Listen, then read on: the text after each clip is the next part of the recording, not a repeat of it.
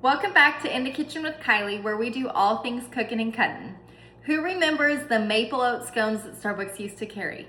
I absolutely love those, so let's make them. 2 3/4 cups of flour, half a cup of ground oats, a third cup of sugar, just a pinch of salt, 2 tablespoons of baking powder. I've got my dry ingredients all mixed up. It's time to add in 2 sticks of cubed butter. I found the easiest way to mix this is with my hands. I simply combine the butter into the dry ingredients. I have my butter incorporated into my dry mixture. You want a crumb-like texture. Next, I'm gonna mix in half a cup of finely chopped pecans. To finely chop my oats and my pecans, I like to use a food processor or a blender to make it super easy and quick.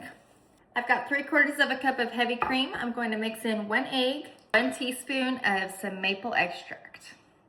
This gives your scones that delicious maple flavor. I've got my heavy cream mixture that I'm going to pour into my dry ingredients. Mix this up.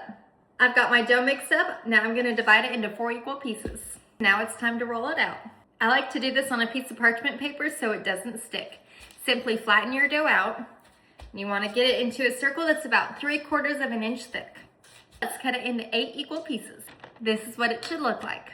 I've got my scones on a parchment lined baking sheet. I'm going to put these in the oven at 350 for 20 to 25 minutes.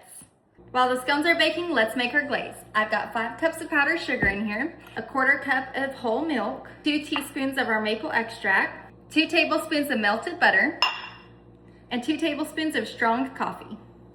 This is what your glaze should look like. And these are beautiful scones after they come out of the oven. It's time to drizzle the glaze on top.